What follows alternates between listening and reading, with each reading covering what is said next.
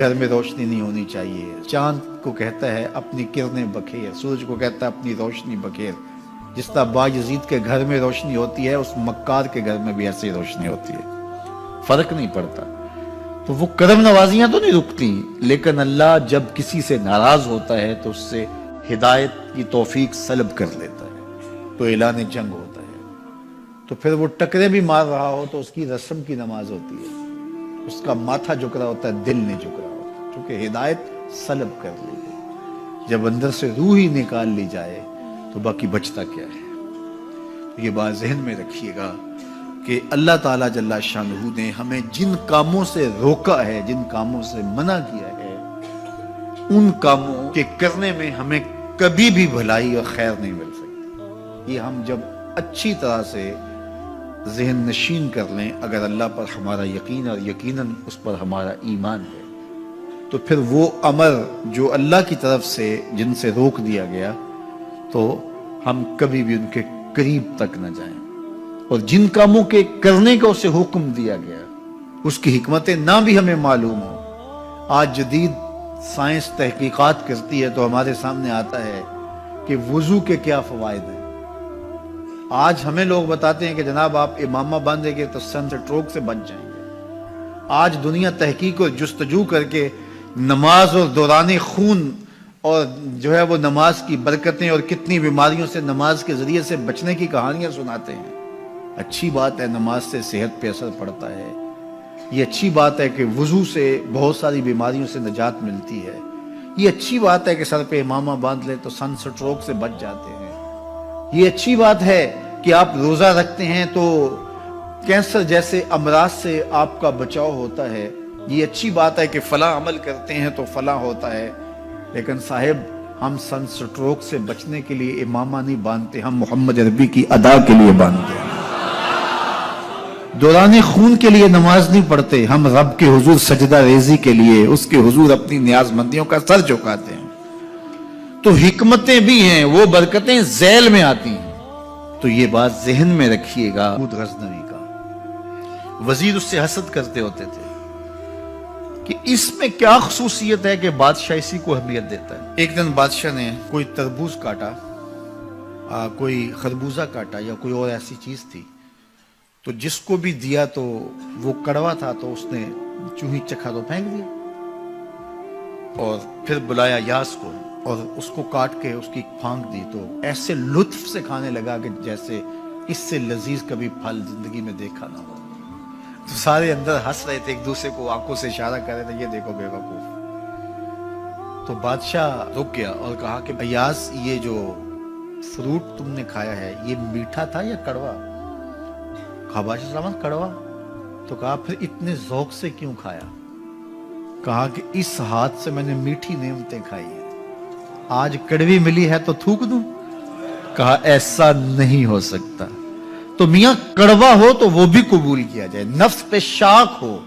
کڑوی وہ چیز ہوتی ہے جو نفس پہ شاک ہوتی ہے، نفس کرنا نہیں چاہتا، لیکن اس کے باوجود تمہارا دل کہے نہیں یہ مالک کی طرف سے ہے. سخت سردی ہے، گرمی کی شدت ہے، پانی ٹھنڈا ہے اور موسم سرد ہے، پانی گرم ہے اور موسم بھی گرم ہے، رات کا پچھلا پہر ہے، تھکے ہوئے ہیں، لیکن آپ اس کے باوجود بھی اپنے رب کے حکم کو بجا لاتے ہیں. نفس پہ شاک ہے لیکن سینے میں ٹھنڈ ہی نہیں پڑتی جب اس کے حضور سجدہ ریزی نہیں کر لیتے.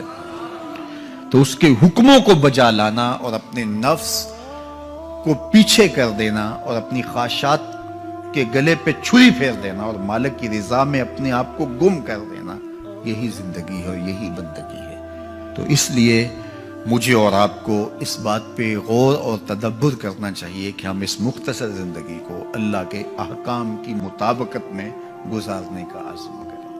وہ بات چھوٹی سے چھوٹی ہو یا وہ بات بڑی سے بڑی ہو، وہ احکام ہماری زندگی کے اندر نافذ العمل ہو. میں پھر وہ بات کہوں گا جو بار بار کہتا ہوں کہ میرے بزرگ ہم سے کہا کرتے تھے، یہ نہ ہو کہ لوگ تمہیں پوچھیں تم کون ہوتے ہو اور تمہیں بتانا پڑے کہ ہم مسلمان ہوتے ہیں. فرمایا کرتے تھے صاحب، نہ کسی کو پوچھنا پڑے نہ تمہیں بتانا پڑے، تمہاری وضاحت، تمہارا طرز زندگی، تمہارا انداز معاشرت ایسا خوبصورت ہو तुम दूर से आ रहे हो, लोग पहचान के कहें वो देखो मोहम्मद अरबी का गुलाम आ रहा। तुम शक्ल से पहचाने जाओ, तुम किरदार से पहचाने जाओ, तुम वादे से पहचाने जाओ। किताब का नाम है बुश्रल कईब फी लिकाइल हबीब। हुजूर अलैहिस्सलाम की मुलाकात के हवाले से ये किताब इमाम सयूती अलैहिर्रहमा की मुसन्नफ़ा है। उसमें एक वाक़या उन्होंने लिखा कि एक शख्स कब्र में उतरा और नकीरैन आए और उन्होंने सवाल जवाब का सिलसिला किया, मन रब्बों का, मा दीनों का। अच्छा, उसकी दाढ़ी में चंद बाल सफ़ेद थे जिनको वो मेहंदी लगाया करता था। तो जब मुनकर ने कहा कि मन रब्बों का, तो नकीर ने उसका हाथ पकड़ के पीछे खींचते हुए कहा, इससे सवाल पूछ रहा है, तू देख नहीं रहा इसकी दाढ़ी में इस्लाम का नूर चमक रहा है, इसकी दाढ़ी में इस्लाम का उजाला तुम्हें दिखाई नहीं दे रहा, तो तुम्हारी वजह कतई ऐसी हो कि फरिश्ते भी देखें कि ये हुजूर का गुलाम आ रहा है।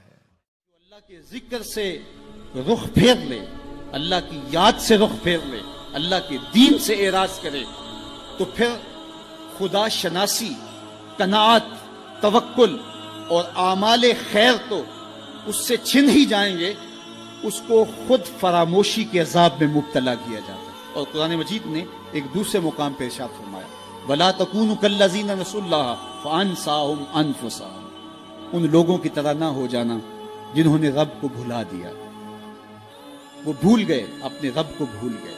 गफलत ऐसी तारी हुई, सवेर से लेकर शाम तक और शाम से सवेर तक दुनिया दुनिया और दुनिया ही मकसद हयात बन गया। दुनिया में आए किस लिए थे, मकसद क्या था, भूल गए। मेला देखने के लिए आए थे, घर का रास्ता भूल गए। अल्लाह अकबर। तो फरमाया तुम उन लोगों की तरह ना हो जाना। फिर अल्लाह ने उन्हें सजा क्या दी? रिज़्क़ के दरवाजे बंद कर दिए? नहीं। उनकी सांसें छीन ली? नहीं। सूरज को हुक्म दे दिया इसके आंगन में रोशनी ना भेजना? नहीं। चांद को चांदनी बखेरने से रोक दिया? नहीं। आबो हवा रोक दी गई? नहीं। उन्हें क्या सजा मिली जिन्होंने रब को भुला दिया? फरमाया फअनसाहुम अनफुसहुम। अल्लाह ने उन्हें उनकी जातों से उन्हें बेखबर कर दिया। जो खुदा फरामोश हुए वो खुद फरामोश हो गए। उन्हें अपने आप से ही आगाही न रही। और मुझे बताओ, जिसे ये भी ना पता हो कि मैं कौन हूं, अपनी शनाख्त जो भूल जाए, उसके पल्ले होता क्या है? इकबाल ने कहा था ना, अपने मन में डूब कर पाजा सुरागे जिंदगी, तू मेरा नहीं बनता तो ना बन, अपना तो बन। मुझे बताइए, 6 फुट का जवान हो, कदे राना रखता हो, उसकी आंखें उकाबी हो, माथा कुशादा हो, रंग चमक रहा हो, होंठ गुलाबी हो, लेकिन उसकी कमीज के पीछे घर का एड्रेस लिखा हो कि किसी को मिले तो इस एड्रेस पे पहुंचा दे, तो आप उसका चेहरा देख के कहते हैं, वाह क्या जवानी राना है, क्या इसके होंठ गुलाबी हैं, क्या नरगिसी आंखें हैं, क्या खूबसूरत चेहरा है, क्या शमशाद कद है। लेकिन अचानक नजर पड़ी तो उसके घर का एड्रेस उसकी कमीज के पीछे लिखा था। आपने कहा मैंने दूर से देखा, इसका तो तवाज़ुन अक्ली ही ठीक नहीं, ये तो बेचारा जो है वो पागल है। तो कद काठ होने के बावजूद घर का एड्रेस पीछे लिख दिया गया। तो अब हर कोई समझता है कि ये बेचारा फहमो इदराक के नूर से खाली है। कदे राना पे तरस आने लग जाता है, और वो आंखें जिनमें डूब जाने को, झील जैसी आंखों में गोता लगाने को जी चाहता था, तो अब तरस आने लग जाता है कि ये बेचारा तो खुद फरामोश है। अल्लाह फरमाता है, जिसने रब को भुला दिया, तुम ये ना देखो इसके बंगले कितने हैं, ये ना देखो इसके पास कोठियां कितनी हैं, ये ना देखो इसकी चमकती हुई कितनी लंबी गाड़ी है, ये ना देखो कि आली नस्ब टाउन के अंदर इसका घर है, ये ना देखो इसका बैंक बैलेंस कितना है, हाँ, ये भी ना देखो इसके पास वजारत का कलमदान है, ये भी ना देखो कि ये वजारत उज़्मा की कुर्सी पे बैठा हुआ है, ये भी ना देखो कि इक़्तिदार की मस्तद पे झूलता है, ये भी ना देखा हो कि ये डाइस पे खड़े होकर नारे लगाता है, लोग आगे से जवाब दे के वाह वाह के डोंगरे बरसाते हैं। कहा इसकी कमीज के पीछे लिखा हुआ एड्रेस पढ़ लो, फअनसाहुम अनफुसहुम। ये वो शख्स है कि जो अपना पता भूल चुका है, जिसे पता ही नहीं कि मैं कौन हूं, इस दुनिया पे आया क्यों, जो आके भूल गया है, इसे घर का रास्ता ही नहीं मिल रहा।